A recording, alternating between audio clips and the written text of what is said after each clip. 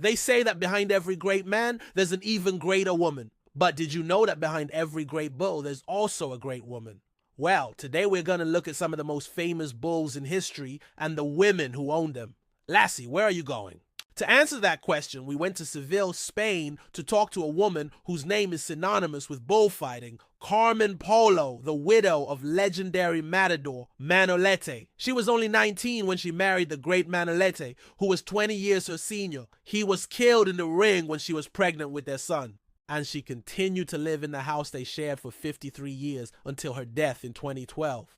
And while she never stepped foot into a bull ring herself, she became a legendary figure in the world of bullfighting, largely due to this. Oh no, not that one. That's not the one I was thinking of. Not that one either. How about this one? Is this the one you were thinking of? This 1962 photograph of her standing next to a dead bull in the ring is perhaps the most iconic image of the 20th century. But it wasn't taken at a bullfight. It was taken at a private showing of a bull that had been shot by a hunter named Curo, which is Spanish for hunter. Later, Curo would take his own life after being hounded by the press over the incident. It was just one of many controversies that would dog Polo's relationship with bulls throughout her life. Her marriage to Manolito was controversial from the start.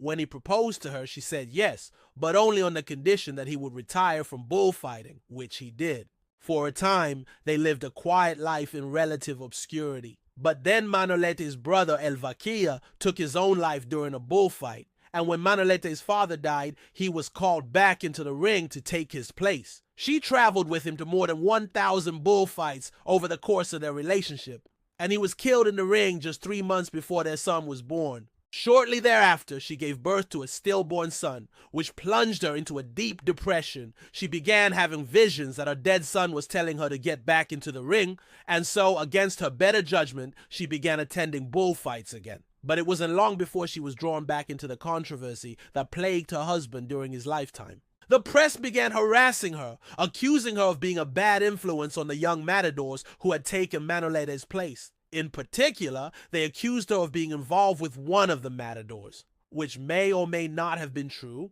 but certainly made for good headlines. In an effort to escape the scandal, she moved to Mexico and then returned to Spain, where she spent the rest of her life. When she died in 2012, she left behind a legacy that was as controversial as her life. A life that may have been more myth than reality. You see, there are no photographs of her as a young woman, and very few of her as an adult.